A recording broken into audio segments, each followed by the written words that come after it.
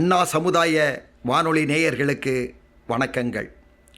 சிறுகதையும் சிந்தனையும் என்ற தலைப்பில் உங்களை சந்திப்பது சொல்வேந்தன் என்கிற டி.எம். செல்வக்கனி என்பவன் ஆவேன். அன்பு நேயர்களே, சிறுகதைகள் மனிதனை பக்குவப்படுத்தக்கூடிய நல்ல கருத்துக்களை கொண்டவைகளாக இருக்கின்றன. அருமை நேயர்களே, அனுபவ கல்வி பற்றி ஒரு சின்ன சம்பவத்தோடு சொல்லுகிறேன். 1984-85 எழுத்தாளர் ஜெயகாந்தனுடைய ஆஃபீஸ் ஆழ்வார்பேட்டையில் இருந்தது. அப்போ நண்பர்களோடு அவரை பார்க்க போகிறது உண்டு. அப்போ அவர் அந்த பேசும்பொழுது சில கருத்துக்கள் சொல்லுவார். அதை நான் உள் வாங்கியிருக்கிறேன். அப்போ அவர் சொன்ன ஒரு கருத்தை இப்பொழுது நான் உங்கள் மத்தியில் சொல்ல கடமைப்பட்டவனாகிறேன். அவர் சொல்லுவார், நான் நிறைய புத்தகம் படிப்பதை விட அதிகமான மக்களை சந்திக்க விரும்புகிறேன்னு சொல்லுவார். அதிகமான மக்களை படிக்கிறேன்னு சொல்லுவார். புத்தகம் படிப்பதும் மக்களை படிப்பதும் எனக்கு தொழில் என்று சொன்னார். அப்போ மக்களை படிப்பதனால என்ன ஞானம் வளரும்?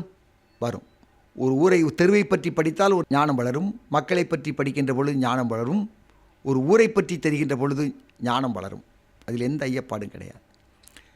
அதான் சொல்லுவான், எப்பொருள் யார் யார் வாய் கேட்பேனும் அப்பொருள் மெய்ப்பொருள் காண்பது அறிவு. நம்ம ஊர்லேயும் ஒன்று சொல்லுவான், கண்டதை படிப்பவன் பண்டிதன் ஆவான். இது படிப்பவன்னா அந்த பாட புத்தகம் மட்டும் இல்லை. நாம் எங்கே போகிறோமோ அங்கங்கே சில விஷயங்களை கற்றுக்கொண்டு வருகிறோம். நாம் எவைகளையெல்லாம் பார்க்கிறோமோ பார்வைகளினால் சில கல்வியை நாம் பெற்றுக்கொண்டு வருகிறோம். எனவே அருமை பெரியவர்களே, அனுபவத்தால் வரக்கூடிய படிப்பும் உயர்ந்த படிப்பு தான். அதுவும் சிறந்த கல்வி தான். ஒன்றை சொல்லலாம், ஒரே ஒரு விஷயம் சொல்கிறேன். ஒரு 50 வருஷத்துக்கு முன்னாடி குற்றாலம், தென்காசி, அங்கே பட்டன் ஒருத்தர் இருந்தார். 50 வருஷத்துக்கு முன்னாடி பட்டன் ஒரு சாதாரண இளைஞன், ஒரு 23 வயசு பையன்.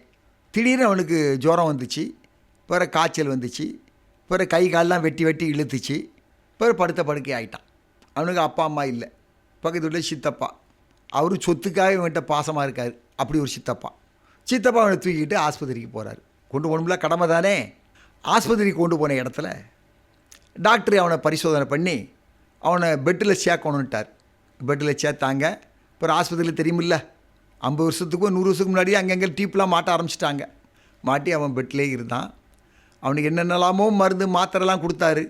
இதெல்லாமோ ரத்தத்தில் ஏற்றிலாம் பார்த்தாரு. பலன் இல்லாமல் ஒரு நாள் அவன் இறந்துட்டான். உடனே டாக்டர் என்ன பண்ணார்னா, ஒரு லெட்டர் பேடை எடுத்தார். இவன் பட்டன் யாருடைய மகன், அவனுக்கு வயசு என்ன, அவன் எந்த தேதி பிறந்தான், அவன் எந்த நோயால் இங்கு வந்தான், அவனுக்கு நாங்கள் என்ன ட்ரீட்மெண்ட்டு கொடுத்தோம், எதனால் அவன் இறந்தான் அப்படின்னு ஒரு சர்டிஃபிகேட் கொடுத்து, டெத் சர்டிஃபிகேட் கொடுத்து அவன் சித்தப்பாவும் கூப்பிட்டு பட்டனுடைய பாடியையும் டெத் சர்டிஃபிகேட்டையும் கொடுத்து டாக்டர் அனுப்பிட்டார். பட்டனுடைய சித்தப்பா பட்டனையும் எடுத்துக்கிட்டு சர்டிஃபிகேட்டையும் எடுத்துக்கிட்டு ஊருக்கு கொண்டு போய் வீட்டில் வச்சு முட்டுனாங்க, மோதுனாங்க, அழுதாங்க. சொந்தக்காரங்கள்லாம் சேர்ந்து ஒன்றா சேர்ந்து பிறகு ஒரு பாடையை கட்டினாங்க. அவனை தூக்கி பாடையில் படுக்க வச்சாங்க. 4 வருஷம் சேர்ந்து சம்மந்துக்கிட்டு அவனை கொண்டு போய்கிட்டே இருக்கிறாங்க. எங்கே? இடுகாட்டுக்கு. குற்றாலம் பற்றியலா அந்த சாரல், அந்த குளுமையான அந்த தென்றல் காற்று, இவன் பாடையில் படுத்திருக்கவன் மேலே அது அப்படி லேசாக வீசின உடனே இவனுக்கு அப்படி ஏதோ ஒரு மென்மையாக தடி கொடுத்த மாதிரி அப்படியே முழிச்சிட்டான். பாடையில் இருக்க பணமாக இருக்கிறவன் என்ன பண்ணிட்டான்? முழிச்சிட்டான். முழிச்சிட்டு மேலே உட்காந்து, சித்தப்பா என்னை எங்கே கொண்டு போறியேன்னு கேட்டான். டேய் பேசுறியா, நீ செத்து போயிட்டேன்னு சொல்லி டாக்டர் சர்டிஃபிகேட் கொடுத்துருக்காரா அப்படின்னா. இல்லை சித்தப்பா, எனக்கு உயிர் இருக்குப்பா, நான் சாகலை அப்படின்னா. டேய் பாரு, அவர் ஒரு டாக்டர், எம்பிபிஎஸ் படிச்சிருக்காரு, அமெரிக்காலாம் போய் பெரிய பெரிய பட்டங்கள்லாம் வாங்கிட்டு வந்திருக்காரு. அவர் எவ்வளோ பெரிய அறிவாளி. அவர் தப்பு சொல்லுவாரா, இல்லை பொய் பேசுவாரா? அவர் உண்மையை தான் பேசியிருப்பார். பாரு எவ்வளோ பெரிய லெட்டர் எழுதி கொடுத்துருக்காரு, நீ இறந்து போயிட்டேன்னு சொல்லி. நீ என்ன பெரிய மேதாவி மாதிரி பேசுகிற, படுறா பாடையில் அப்படின்னு சொல்லி அடித்து திரும்ப அவனை படுக்க வச்சு கொண்டு போய்கிட்டே இருக்கிறாங்க. அப்போது பாடையில் இருந்து அவன் கத்துறான். அங்கே ஒரு தமிழ் வாத்தியார் வந்தவர் நிறுத்தி, எப்பா குற்றாலம் காற்று அவனுக்கு உயிரை கொடுத்துட்டு கீழே இறக்கி விட சொல்லி வீட்டுக்கு கூட்டிகிட்டு போனதா ஒரு நடைமுறை, ஒரு கதை. இது வாய்வழி வந்த கதையாக கேள்விப்பட்டிருக்கிறோம். இது நடந்ததா நடக்காததா ஏதோ ஒரு கதை, ஒரு சம்பவம். அருமை நேயர்களே, இன்றைக்கி நம்ம அப்படி தான் செய்கிறோம். ஆஹா இவன் படித்தவன், இவன் அங்கங்கெல்லாம் போய் பட்டம் வாங்கிட்டு வந்திருக்கான், ஆனால் இவன் சொல்கிறதெல்லாம் கரெக்டாக இருக்கும்னு நினைக்கிறோம். கிடையாது. படித்தவர்கள் சொல்வதெல்லாம் ஒத்துக்கொள்ளக்கூடியது என்று நாம் எண்ணுவது பெரிய தவறான செயலாகும். அதைவிட இன்னும் படிப்பு இருக்கிறது, அது அனுபவ படிப்பு என்று தான் சொல்லுதல் வேண்டும். ஒரே ஒரு கொஷின் கேட்குற மைண்டில் வச்சுக்காங்க. இப்போது இந்தியா பற்றி ஒருத்தன் ஒரு 10 புத்தகம் படிச்சிருக்கான், அவனை இந்தியா பற்றி பேச சொல்லுங்க, பேசுவான். இன்னொருத்தன் இந்தியா பூரா ஒரு 10 ட்ரிப்பு டூர் அடிச்சிருக்கிறான். இப்போ 10 புத்தகம் படித்தவன் இந்தியாவை பற்றி நல்லா சொல்லுவானா, இல்லை 10 டூர் இந்தியா பூரா சுற்றி சுற்றி வந்திருக்கானே அவன் இந்தியா பற்றி நல்லா சொல்லுவானா? இந்த 10 டூர் அடித்தவன் தான் இந்தியா பற்றி மிக அழகாக சொல்லுவான். அருமை நேயர்களே, இப்போ வறுமையை பற்றி ஒருத்தன் புத்தகத்தில் படிச்சிருக்கான், பல புத்தகம் படிச்சிருக்கான். வறுமை பற்றி படித்தவன் பசி பற்றி நல்லா பேசுவானா, அல்லது வறுமைக்குள்ளே இருந்து பசியிலேயே கிடந்தவன் பசியை பற்றி நல்லா பேசுவானா?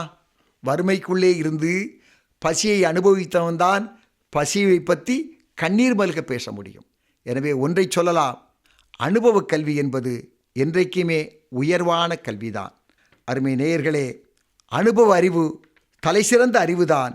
எனவே அனுபவம் உள்ளவர்கள் சொல்லக்கூடிய நல்ல கருத்துக்களை, எப்படி படித்தோர் சொல்லக்கூடிய கருத்துக்களை நாம் ஏற்றுக்கொள்ளுகிறோமோ, அதை போல அனுபவம் பெற்றவருடைய கல்வியையும் அறிவையும் நாம் ஏற்றுக்கொள்ள வேண்டும். அதுவே நமக்கு சாலச் சிறந்தது என கூறி விடைபெறுகிறேன். நன்றி, வணக்கம்.